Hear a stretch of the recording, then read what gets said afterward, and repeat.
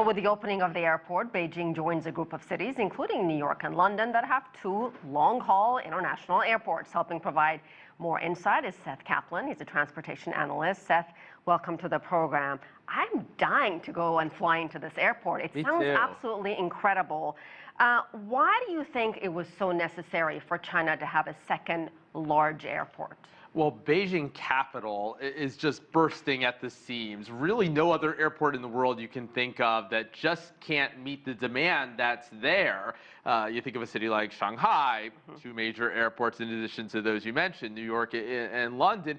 Beijing has basically had one. We heard Xiaoyang mention Nanyuan, the old airport, with a small level of flights. But basically, it's just been one airport for this very busy global capital, finally now getting some relief with the second airport. Is there anything in the United States that can be compared to this, even Europe?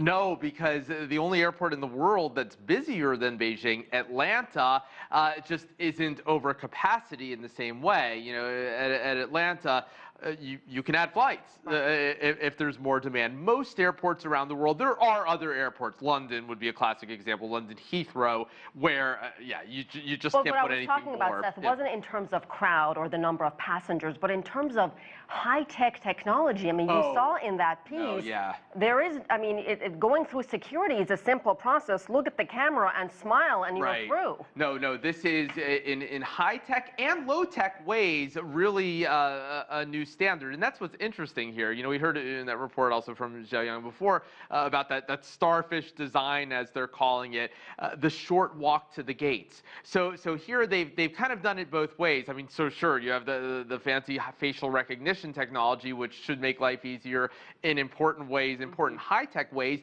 But on the other hand, they've looked at some very, what you might think are mundane things, some very simple things. You know, how can we make it that people don't have to walk as far? Because that's really what people want. And if you look around the world at some of the busiest airports, there's a big disparity in terms of ones where, yeah, it's rather busy, but it's not too inconvenient. Atlanta actually is one, busiest airport in the world, not too hard to get around to considering how much traffic there is, but then other very busy airports that are very difficult to navigate. And the idea here, at least, and it looks so far like this will be the case, is that this will be in that category of airports that, really busy eventually, not yet, but not too difficult to navigate. Talk to us about how China could really overtake the U.S. as the world's largest aviation market, Seth. Yeah, it's getting there. I mean, it's certainly on a pace, and it looked at one point a few years ago like Beijing capital might overtake Atlanta, and probably the major reason why, in terms of a busier airport, one airport, it hasn't, is because there's just no more capacity, right?